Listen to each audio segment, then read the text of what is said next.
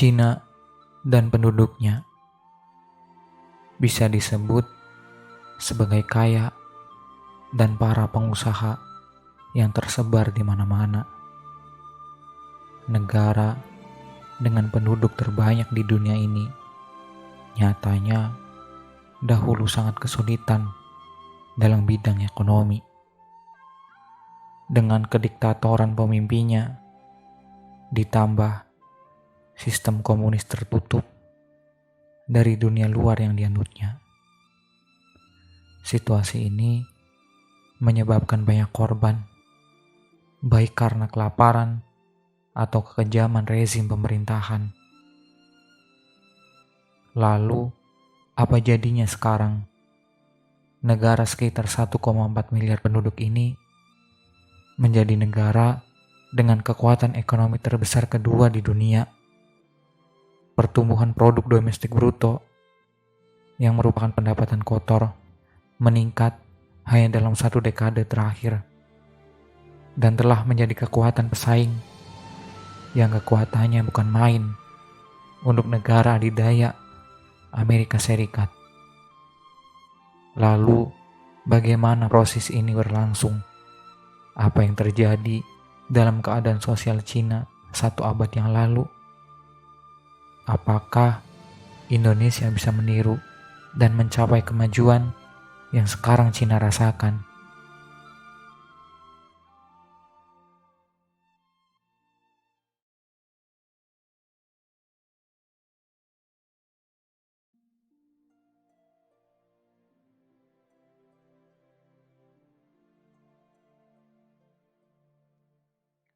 Pada tahun 1870,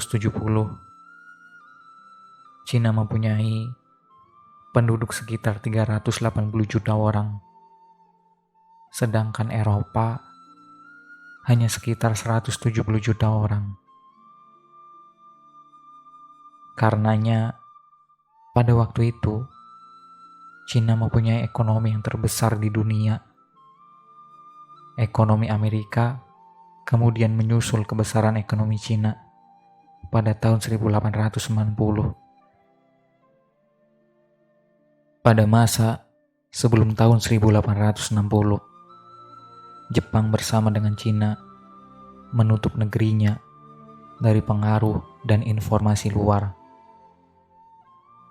Berlainan dengan Jepang, Cina dipimpin oleh penguasa yang sangat birokrat, otokratis, dan melakukan pemerintahan secara terpusat. Dengan ini, Cina secara langsung menutup kemungkinan munculnya kaum pedagang. Sesudah 1860, Jepang akhirnya memutuskan untuk membuka diri dan mengambil alih unsur kebudayaan Barat, terutama teknologi dan ekonomi, demi dapat menyusul keterbelakangannya dan mampu mengembangkan kebudayaan modernnya. Sebaliknya, Cina tetap menutup daerahnya dari semua pengaruh luar.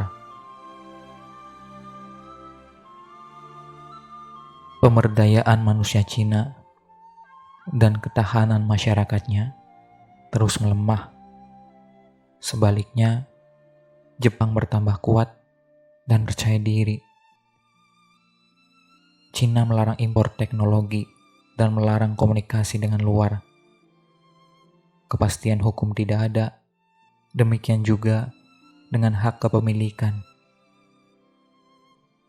Petani tidak diberi kesempatan untuk mempunyai uang atau penghasilan yang wajar, sehingga mampu membeli barang konsumsi maupun membeli hasil produksi industri dalam negeri. Yang terjadi, petani justru diperas untuk mendukung proyek raksasa pemerintah pusat dan dilakukan secara paksa.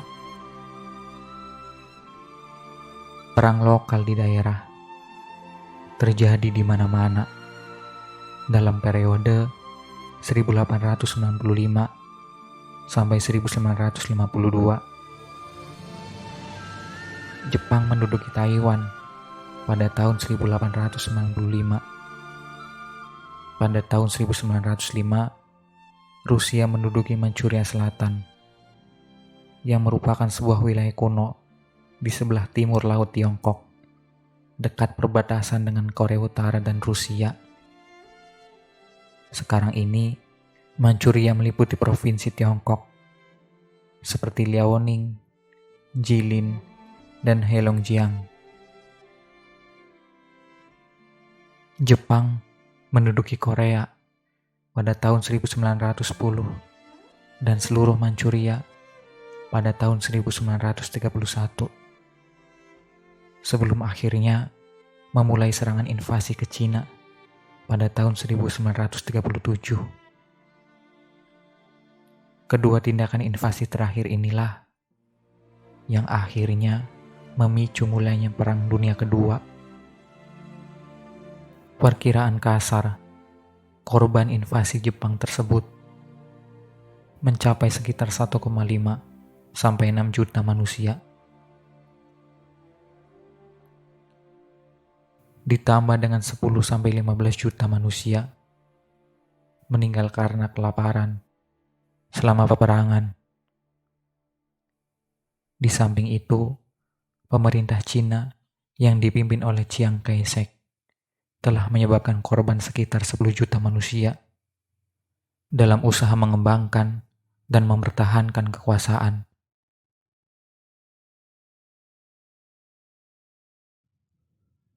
Latar belakang sejarah yang mengerikan ini membawa partai komunisnya Mao Zedong ke puncak kekuasaan. Mao Zedong yang terkenal dengan Long March-nya, yang merupakan suatu penarikan mundur militer yang dilakukan oleh Tentara Merah Komunis Tiongkok untuk menghindari pengejaran tentara Kuomintang atau Partai Nasionalis Tiongkok. Peristiwa ini merupakan serangkaian perjalanan jauh ketika berbagai tentara komunis di wilayah selatan melarikan diri ke wilayah utara dan barat. Long March yang berada di bawah komando Mao Zedong dan Zhou Enlai ini menjadi pergerakan kemerdekaan terhadap penjajah Jepang dan keganasan pemerintah Kuomintang. Pergerakan Partai Komunis Tiongkok ini mengakibatkan beberapa juta bangsawan penguasa tanah dihukum mati. Demikian juga berjuta korban manusia berjatuhan dalam usaha kolektivisasi pertanian Partai Komunis tahun 1950-an.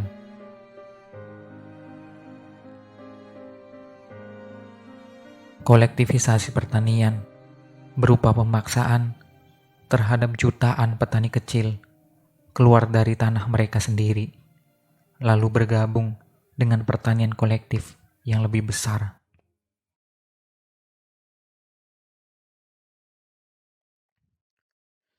Mao Zedong dan faham komunisnya akhirnya mengalami kegagalan.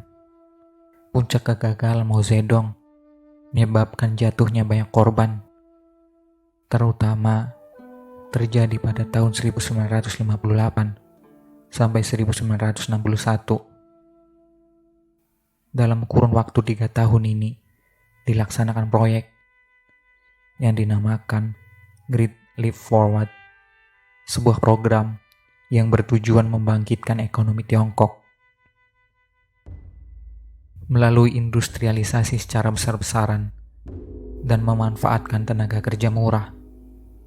Program itu dilakukan dengan cara mobilisasi massa secara paksa untuk membangun bendungan, irigasi, dan infrastruktur lain. Semua petani dipaksa mengerjakan infrastruktur tersebut sehingga hasil pertanian terbengkalai. Akibatnya, kelaparan melanda negeri itu dengan korban sekitar 30 juta manusia.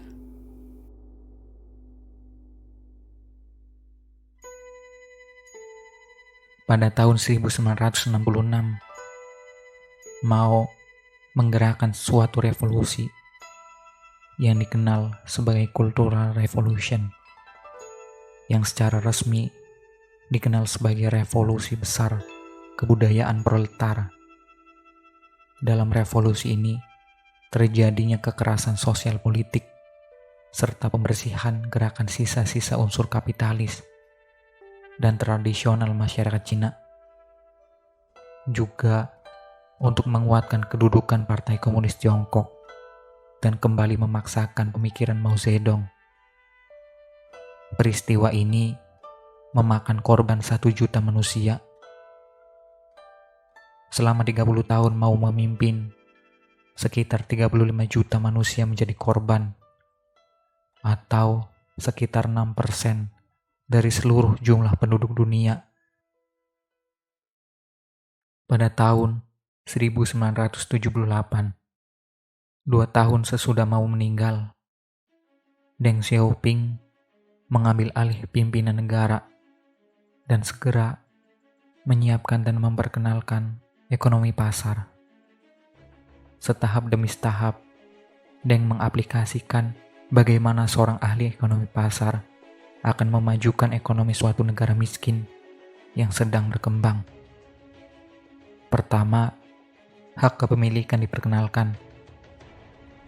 Deng juga memperkenalkan pengertian pasar bagi para petani, yang menyebabkan petani tidak dapat dipermainkan atau dirugikan lagi oleh para tengkulak atau pengaturan harga terpusat oleh birokrat. Kebijakan ini membuat para petani agak lumayan mempunyai uang.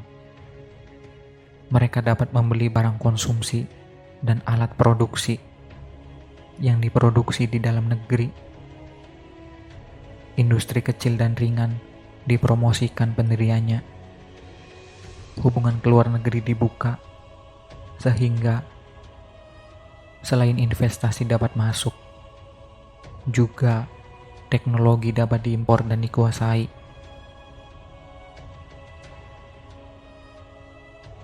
Sosialisme with Chinese characteristic merupakan nama yang diberikan oleh mereka, dan kata-kata nasihat yang terkenal dari Deng bagi rakyatnya adalah "To get rich is glorious". Deng Xiaoping mensosialisasikannya dengan sebuah pepatah bahwa selama si kucing masih memangsa tikus, nama atau warna apapun yang dipunyai binatang tersebut tidak akan menjadi persoalan. Deng Xiaoping, yang merupakan generasi pertama Partai Komunis Tiongkok, dianggap paling besar berjasa dalam membuat kebijakan yang mampu mengubah Cina menjadi negara modern seperti saat ini. Kebijakan yang dibuat membawa perkembangan Cina ke jalur perkembangan ekonomi. Dia juga menyerukan 4 modernisasi berupa pengembangan industri, pertanian, pertahanan, ilmu pengetahuan, dan teknologi. Deng Xiaoping melakukan pembaruan berupa membongkar komune yang dijalankan Mao dan menggantinya dengan sistem tanggung jawab rumah tangga, di mana petani yang memegang kendali penuh berkewajiban atas produksi dan keuntungan mereka. Petani juga didorong untuk terlibat dalam kewirausahaan agar mereka mendapat tambahan pendapatan. Hasilnya, pada 1981, kebijakan tersebut benar-benar mampu meningkatkan produksi pertanian. Deng Xiaoping juga mewajibkan setiap individu dalam pembuatan keputusan ekonomi. Ia membebaskan perusahaan dari kendali pemerintah pusat dan memberi pemilik pabrik kewenangan dalam menentukan tingkat produksi dan keuntungannya masing-masing. Dalam hubungannya dengan luar negeri, Deng menguatkan hubungan dagang dengan negara-negara barat. Tujuannya agar investor asing menanamkan modalnya di Cina dan mengundang masuknya teknologi baru. Selain pengembangan ekonomi dan teknologi, Deng juga merencanakan keluarga berencana yang diberi nama kebijakan satu anak. Dengan ini, diharapkan jumlah penduduk Cina dapat dikendalikan. Deng Xiaoping dianggap masyarakat berhasil memajukan Tiongkok dengan kebijakan-kebijakannya. Hasil yang dicapai kemudian menjadi luar biasa. Pertumbuhan gross domestic bruto sebanyak 9,7% setahun. Selama 2 dasawarsa 80-90-an. Presentasi GDP Cina dari GDP seluruh dunia tumbuh dari 5% pada tahun 1978 menjadi 11,8% di tahun 1998. Pada saat Indonesia sedang kacau dengan krisis moneter dan reformasi, sekitar 20% dari seluruh penduduk Tiongkok atau sejumlah 200 juta orang terangkat di atas batas kemiskinan. Ratusan juta penduduk mendapatkan kemerdekaan bagaimana menggunakan uang. Mereka mau menetap atau bekerja dan juga merdeka untuk pindah ke kota dan mencari pekerjaan. Kemerdekaan dan hak asasi manusia yang paling mendasar inilah yang menyebabkan Cina dapat tumbuh serupa Jepang pada saat itu.